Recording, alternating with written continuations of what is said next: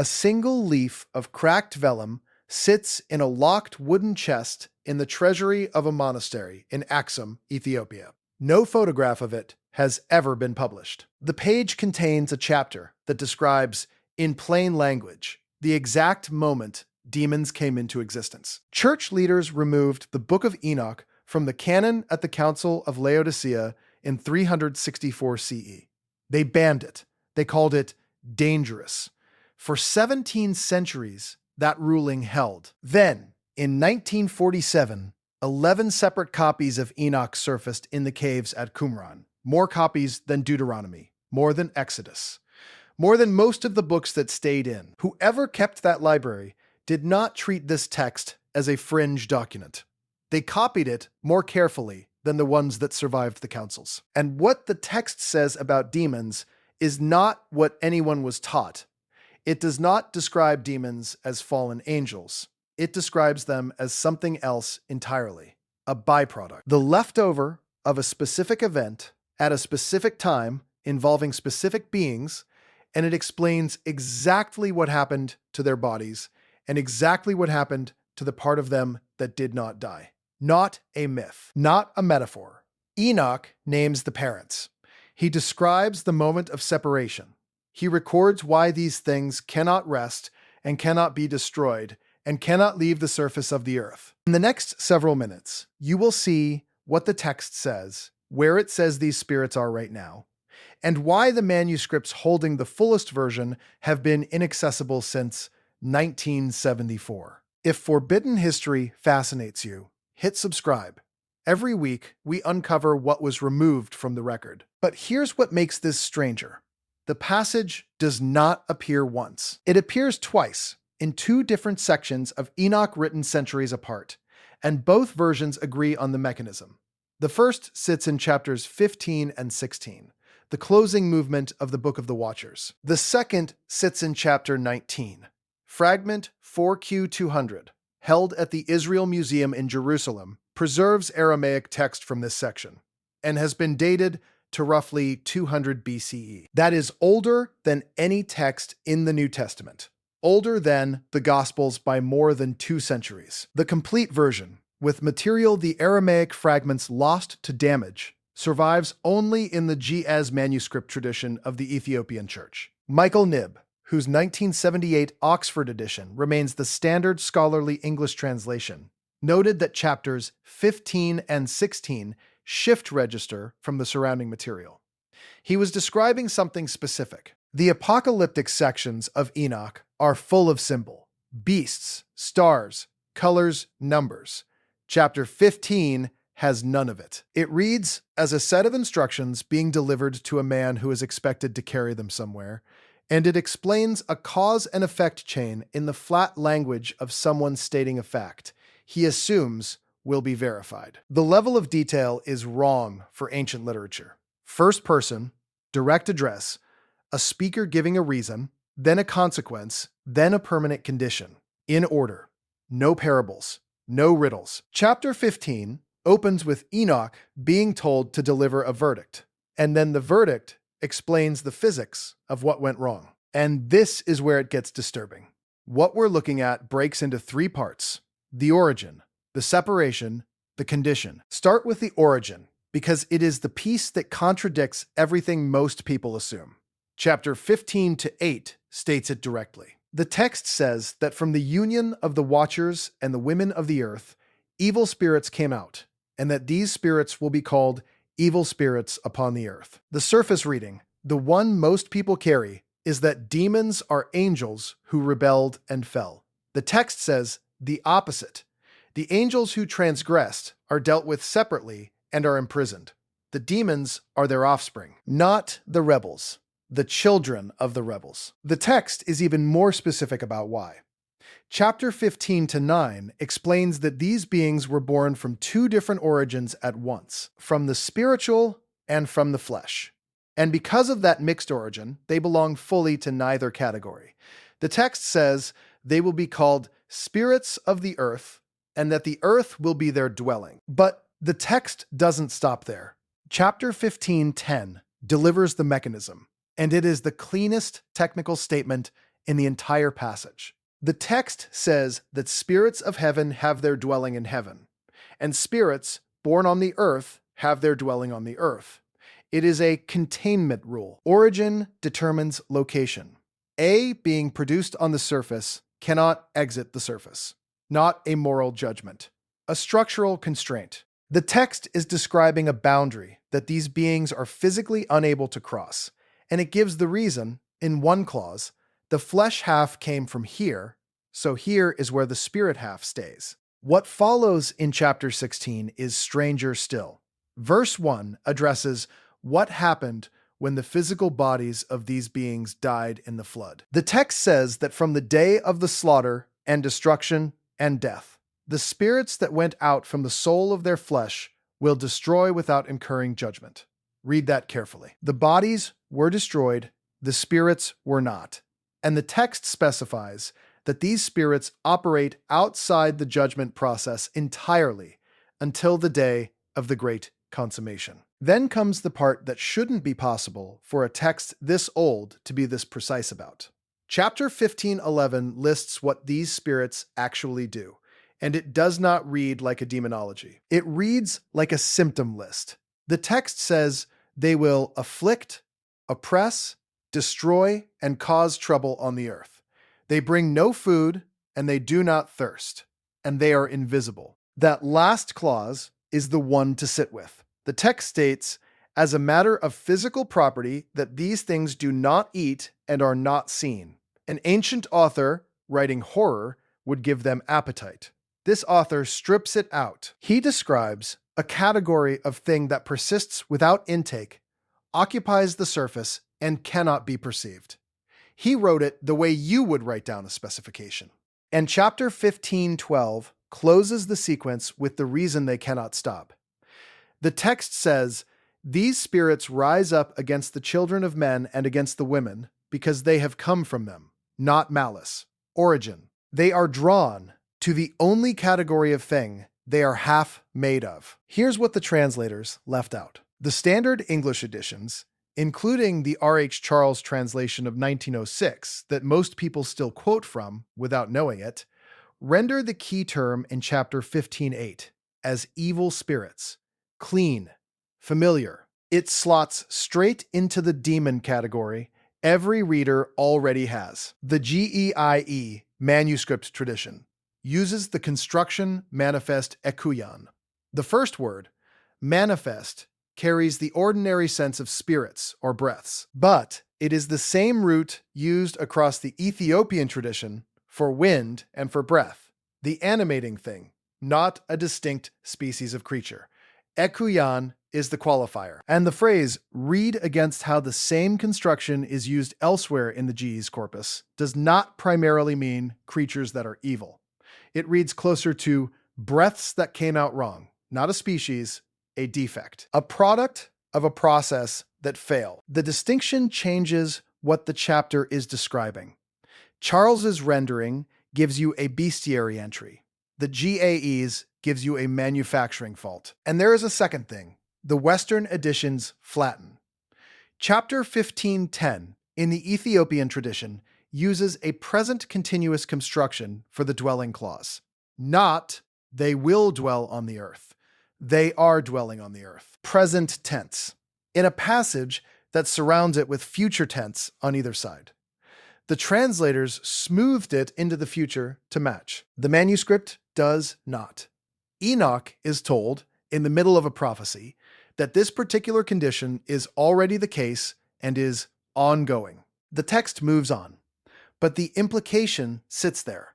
What modern readers don't realize is how closely this matches something that turned up in genetics decades after anyone stopped taking the passage seriously. In 2010, a team led by Svante Pabo at the Max Planck Institute for Evolutionary Anthropology published the draft Neanderthal genome in Science. The finding that made headlines was that non-African modern humans carry roughly 1 to 2% Neanderthal DNA, interbreeding between two distinct hominin populations, confirmed at the molecular level. The finding that did not make headlines was what happened to that DNA afterward. Subsequent work including a 2014 study by Sriram Sankaraman and colleagues, published in Nature, mapped where Neanderthal sequences sit in the modern genome, and found large stretches that are almost entirely swept clean. Deserts, regions where the hybrid contribution was eliminated.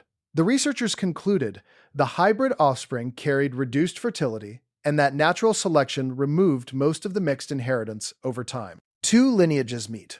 Offspring are produced. The offspring are not viable as a lineage. The mixed contribution is eliminated from the body of the species, and what remains is scattered fragments that persist in a population that is otherwise entirely one kind. The text describes a union between two categories that should not have mixed, offspring that were not viable, bodies eliminated, and a residue that persists on the surface without a body of its own. The science found a union between two populations that had been separate for hundreds of thousands of years, hybrid offspring with compromised viability, a lineage that ended, and a residue that persists inside a population that is otherwise entirely one kind. The parallel is not metaphorical. It is structural. And there is a second layer. A 2016 study in the American Journal of Human Genetics, led by Corinne Simonti at Vanderbilt, cross-referenced Neanderthal-derived variants against electronic health records from more than 28,000 patients. The surviving fragments were associated with elevated risk for a specific set of conditions: depression, mood disorders, neurological effects. Chapter 1511 says these spirits afflict and cause trouble and are not seen. The 2016 data says the surviving hybrid residue in the human genome is statistically linked to affliction that has no visible external source. Enoch wrote that the thing left over from the mixing acts on the mind of the descendants and cannot be perceived. That is not a claim about genetics, but it is the same shape. The suppression starts at the Council of Laodicea in 364 CE. The council removed Enoch from the canon. The stated grounds were authorship. The functional problem was chapters 15 and 16, because they supply an origin story for demons that runs through biology rather than rebellion, and that origin sits outside the doctrinal frame the council was consolidating. Jerome, compiling the Latin Vulgate around 400 CE, classified Enoch as apocryphal and did not engage with the argument in chapter 15 at all. Augustine, writing in the City of God around 410 CE, addressed the Enochic material and dismissed it as too old to be reliably transmitted. He did not address the mechanism. Neither man explained why a text they considered corrupt contained a cause and effect chain that was internally consistent across two sections composed centuries apart. The Ethiopian Church, operating outside Rome's reach, kept Enoch in its canon. It never left. When the Scottish traveler James Bruce carried 3 Ge'ez manuscripts back to Europe in 1773, chapters 15 and 16 drew immediate hostility. 19th century reviewers treated the origin passage as evidence of pagan contamination. Charles, in 1906, footnoted the spirit's material as folklore absorbed from surrounding cultures. He did not explain how folklore produced a passage that specifies a containment rule, an invisibility property, and an absence of metabolic need in 3 consecutive verses. Then, the modern layer. After the Ethiopian Revolution of 1974, the new government reclassified church holdings as national cultural property. Access to the Axum manuscript collections has been restricted since. Requests for direct examination of the oldest GES witnesses have been declined repeatedly across the decades since, and the fullest versions of these chapters remain known to Western scholarship largely through secondary description rather than first-hand examination. The objection was never only theological. A text that says demons are the residue of a hybridization event is making a claim about what happened. And claims about what happened can be checked. Now, Here's where it gets active. The Qumran Enoch fragments were not published on a normal schedule. When the scrolls were cataloged in the early 1950s, the assignment of fragments to editors created a bottleneck that lasted decades. The Aramaic Enoch material sat unpublished until Joseph Milik released his edition in 1976, 29 years after discovery. When it finally appeared, the commentary treated the spirit's material as derivative folklore and moved past it. There is also the matter of what the fragments do not contain. The Aramaic witnesses to chapters 15 and 16 are damaged in precisely the places where the GES preserves the fullest reading. Scholars working on the reconstruction have noted the loss. The material that survives only in Axum survives nowhere that can be independently examined. And the collection in Axum has not been fully cataloged in public. Not in 1974. Not since. Now, let me be clear. I am not saying the Book of Enoch is a genetics paper, or that a text written before the Roman Empire encoded a description of hybridization deserts in the human genome. It is not a laboratory report. But what the text describes, when you read it carefully, matches the documented findings in shape after shape. Two populations that should not have mixed. Offspring that were not viable as a lineage. Bodies gone from the record. A residue that persists in the surviving population and cannot be seen. And an association between that residue and affliction with no visible source. Enoch had no genome, no microscope, no concept of a species boundary. He should not produce a chapter that explains an unwanted category of being as the leftover of a failed cross between two lineages and then specify that the leftover is confined to the surface, cannot be perceived, and requires no food. And yet, the text sits there, in Ge'ez and in Aramaic, in fragments pulled out of a cave in 1947, and in a chest in a monastery that has not opened its collection in 50 years. Saying what it has said for over 2,000 years. What we have to confront is the simplest explanation that fits the evidence. If chapter 15 attributes the origin of demons to hybridization rather than rebellion, if chapter 15:10 states a containment rule that ties location to origin, if chapter 15:11 describes beings without appetite and without visibility, if chapter 16:1 states the bodies died and the spirits did not, and if a text older than every book of the New Testament lays that chain out in order, in plain language, with a cause given for each step, then the text is not mythology. It is documentation. Enoch went somewhere. He was told something. He wrote it down with the same matter-of-fact tone you would use filing an incident report. He was not interpreting signs. He was recording a mechanism and its consequences. What chapter 15 describes is either a symbol we have misread for 2 millennia, or it is exactly what it says it is. The GES manuscripts remain in Axum, behind stone and state restriction, uncatalogued in public.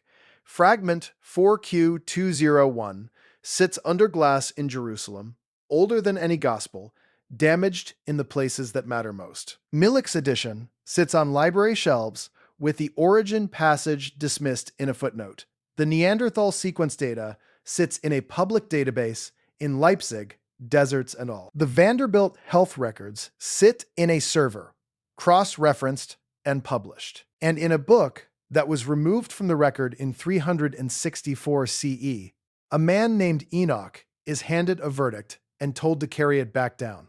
And the verdict says, the bodies are gone, but the spirits remain. And the earth is where they will stay. The bodies are gone, the record is still here, and whatever chapter 15 is describing is still on the surface, exactly the way Enoch said it would be. If this is the kind of investigation you want more of, the next one is on screen now.